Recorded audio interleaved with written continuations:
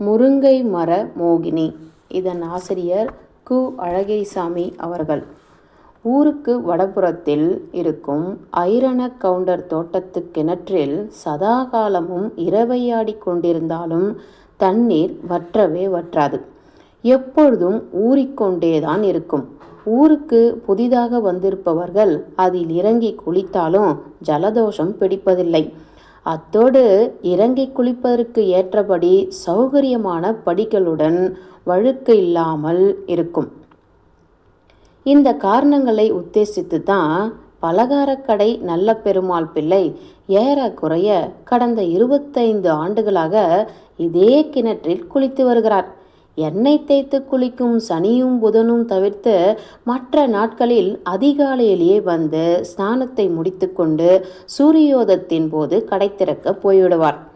ஆனால் போன தைப்பொங்கலுக்கு மறுநாள் ஏதோ தலைவலிக்கிறது என்று சொல்லிக்கொண்டு படுத்தார் நல்ல பெருமாள் பிள்ளை. அதிலிருந்து சுமார் 2 மாத காலம் குளிர்ஜுரம் அவரை வாட்டி எடுத்து விட்டது. ஆள் மிகவும் உருகுலைந்து போய்விட்டார்.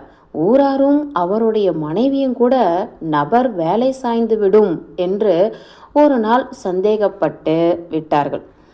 மனிதன் செத்துப்போன பிறகு அவனுடைய குண அதிசயங்களை பற்றி புகழ்ந்து பேச ஆரம்பிக்கும் மனித சமூகம் நல்ல பெருமாள் பிள்ளையின் அத்தாபத்தியான நிலையை கண்டு அந்த நிமிஷத்திலேயே அவருடைய நல்ல குணங்களை பற்றி பேச ஆரம்பித்து விட்டது.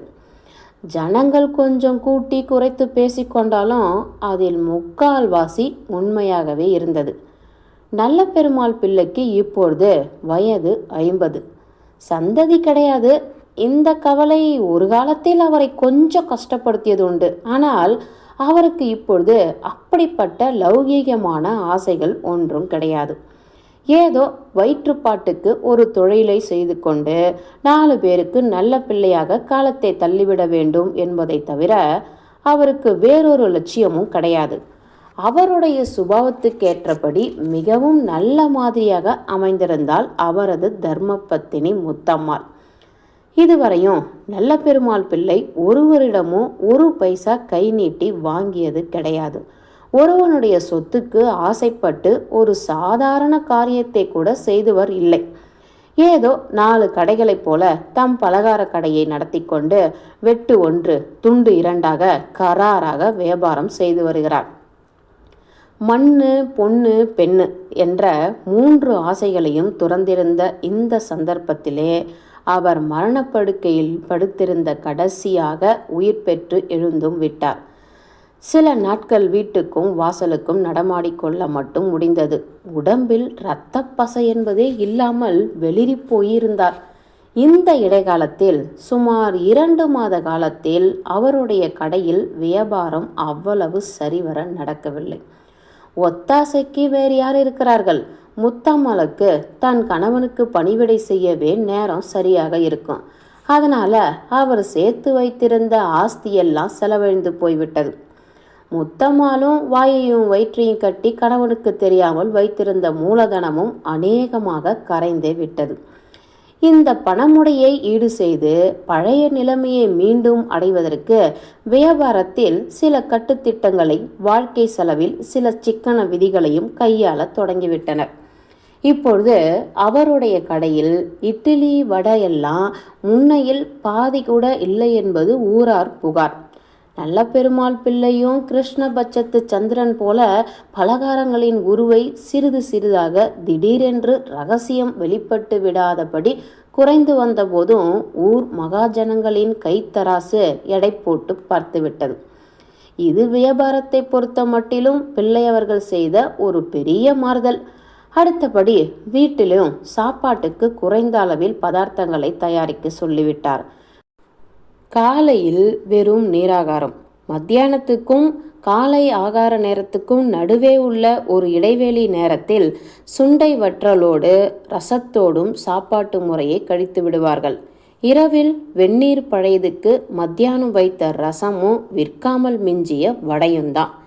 பிள்ளையின் உடம்பும் பூரணமாக குணமாகி பழைய சுகத்துக்கு வந்துவிட்டது. ஒரு நாள் காலையில் சுமார் 7 மணிக்கு தம்முடைய பழைய கிணற்றுக்கு குளிக்க வந்தார். ஐரான கவுண்டரின் தோட்டத்துக்குள்ள போக மேல் பக்கமாக உள்ள வாசல் வழியாக நுழைவார் நல்ல பெருமாள் பிள்ளை. குளித்துவிட்டு வெளியே வருவது தென்பக்கத்து வழியாக மேல் பக்கத்தில் உள்ள ஓடைக்கரையில் ஒரு வேப்ப மரம் இருக்கிறது. அதில் பல் தேய்ப்பதற்காக ஒரு சிறு குச்சியை ஒடித்துக்கொண்டு அப்படியே மேற்கு வாசல் வழியாக நுழைவது சௌகரியமாக இருக்கும். தென்பக்கத்து வாசல் வீட்டுக்கு சமீபம். ஏறக்குறைய 3 மாதங்களுக்கு அப்புறம் இப்போதுதான் அவர் முதல் தடவையாக அந்த தோட்டத்துக்கு குளிக்க வந்திருக்கிறார். அதனால இப்பொழுது அங்கே ஏற்பட்டிருக்கும் சிற்சில மாற்றங்கள் அவருடைய கண்ணில் பட்டன. இப்பொழுது மிளகாய் செடிகள் பெரிதாக வளர்ந்து பூவும் பிஞ்சுமாக இருந்தன. அவரை கொடி பக்கத்தில் இருக்கும் அகத்தி மரங்களின் மீது படர்ந்து குலை குலையாக காய்த்திருந்தது.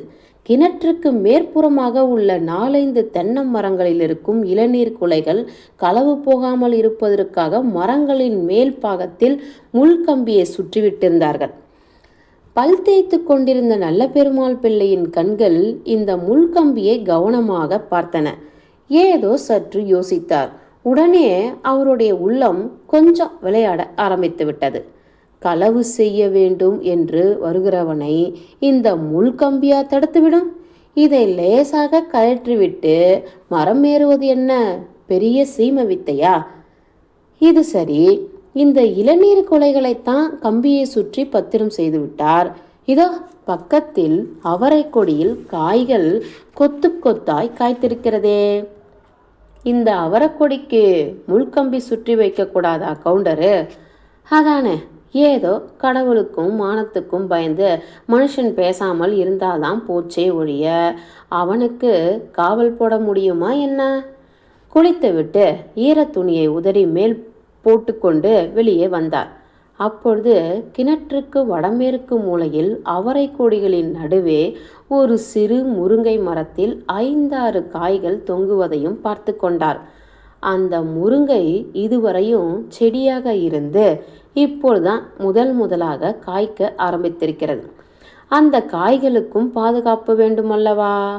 ஆனால் முருங்கை மரத்துக்கு முள்கம்பி சுற்ற முடியுமா? முடியாது. அதனால மனிதனுடைய மான உணர்ச்சியில் நம்பிக்கை வைத்த அந்த மரத்தின் ஒரு கிளையில் ஒரு பழைய செருப்பை கட்டி தொங்கவிட்டிருந்தார் ஐயனார் கவுண்டர். செருப்பின் காவலை மீறுவதற்கு மனிதனுக்கு தேகப்பலம் இருந்தாலும் மன அவமானத்துக்கு பயப்படும்.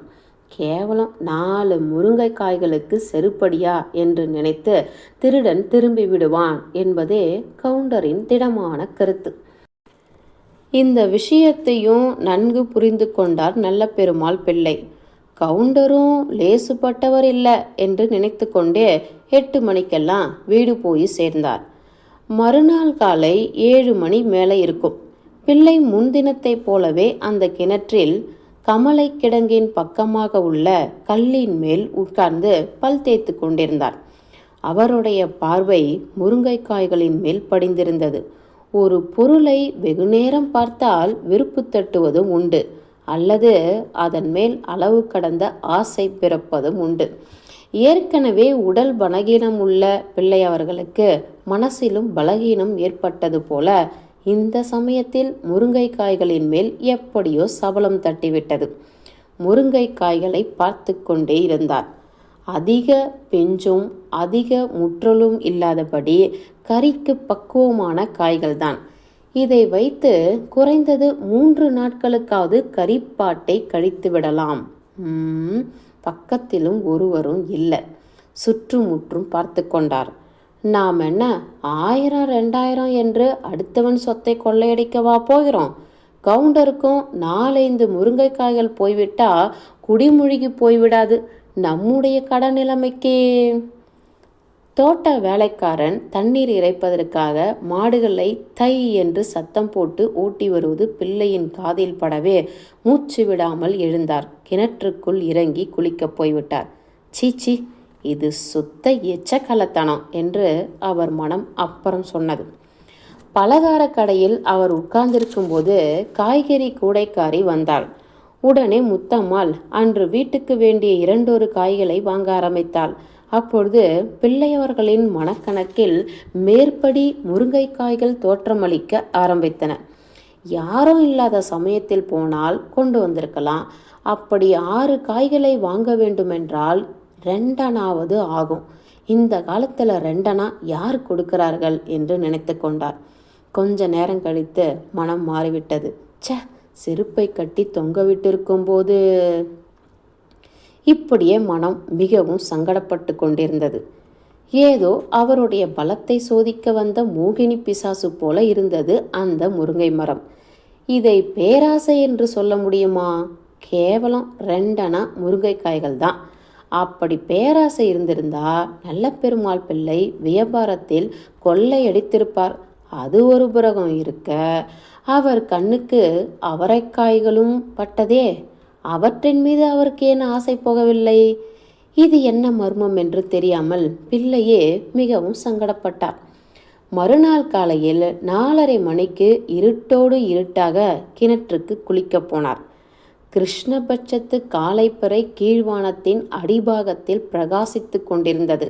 நல்ல பெருமாள் பிள்ளை வழக்கம் போல மேற்கு புறமாக போய் வேப்பங்குச்சியை ஒடித்தார். ஆனால் என்றுமில்லாத வழக்கமாக அரவம் கிளம்பாமல் ஒடித்தார். களவுக்கு இந்த முன் ஜாக்கிரதை பூர்வாங்க ஏற்பாடாக இருந்தது. கிணற்றின் பக்கத்தில் வந்து முருங்கைக்கு எதிரே நின்று கொண்டு காய்களை பறிக்கலாமா கூடாதா என்று சிறிது நேரம் மனசோடு வாதாடினார். மனம் என்னவோ வழக்கம் போல நீதி போதித்தது. ஆனால் ஆசையோ பிடிவாதமோ ஏதோ ஒரு சக்தி அவரை உந்தி தள்ளியது. மரத்துக்கு மேல்புறமாகவும் பிறை நிலாவுக்கு நேராகவும் நின்ற மரத்தில் காய்கள் அங்கே தொங்குகின்றன என்பதை பார்த்து கொண்டார். 5-6 காய்கள் தொங்கியது தெரிந்தது. கூடவே செருப்பும் தொங்கிக் கொண்டிருந்தது. திடீரென்று சுற்றுமுற்றும் பார்த்துவிட்டு காய்களை பறிக்க ஆரம்பித்து விட்டார். அவசரமாக காய்களை பறிக்கும்போது முருங்கை பூக்கள் தலையிலையும் உடம்புலையும் உதிர்ந்து விழுந்தன.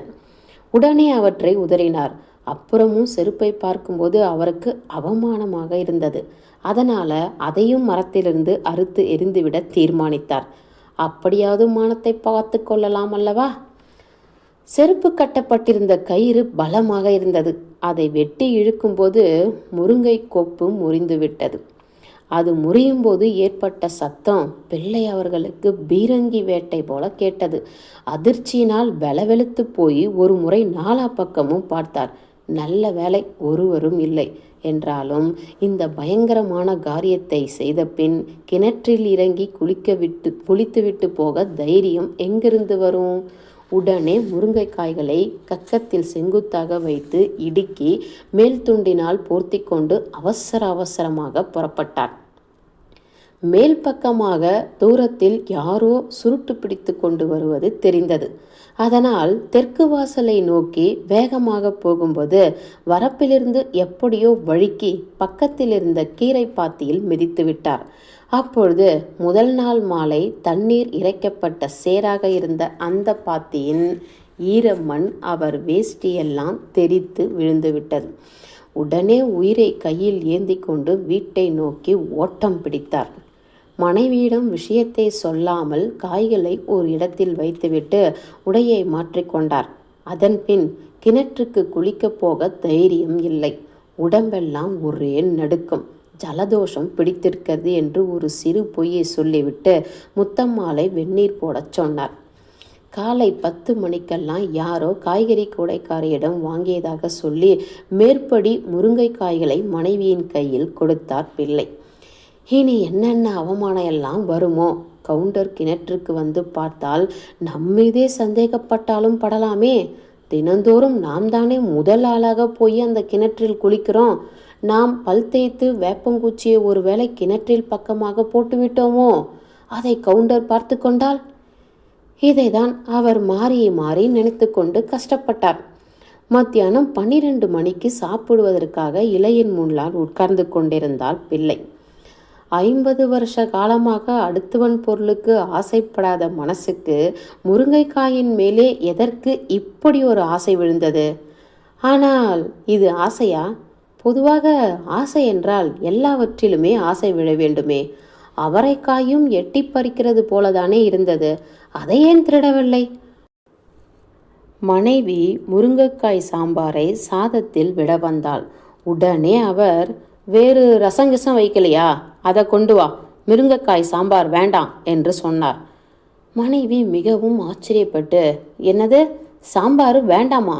நீங்கள் தான் முருங்கைக்காய் சாப்பிடணும்னு ஆசைப்பட்டு வாங்கியிருக்கிறீர்கள், பிறகு வேண்டாம்னா ஏன் சொல்கிறீங்க என்று கேட்டாள். ஆசை என்ன ஆசை, ஒன்றில் ஆசை விழுந்தா அதை சாப்பிட்டு தீக்கணும்னு கட்டாயமா என்ன என்று சொல்லிவிட்டு கீரையை விரவிக்கொண்டு சாப்பிட போனார். முத்தம்மாளுக்கு ஒன்றும் புரியவில்லை. எனக்கு ஆசையா விழுந்தது, அதற்கு இந்த முருங்கைக்காயை என்ன தங்க புதையலா என்று மனசுக்குள் நினைத்து கொண்டு கீரை சாதத்தை விழுங்கினார் பிள்ளை. முத்தம்மாள் தன் கணவரின் ஜலதோஷத்தை உத்தேசித்து தயார் செய்து வைத்திருந்த மிளகு ரசத்தை எடுத்து வர உள்ளே போனாள். முற்றம்.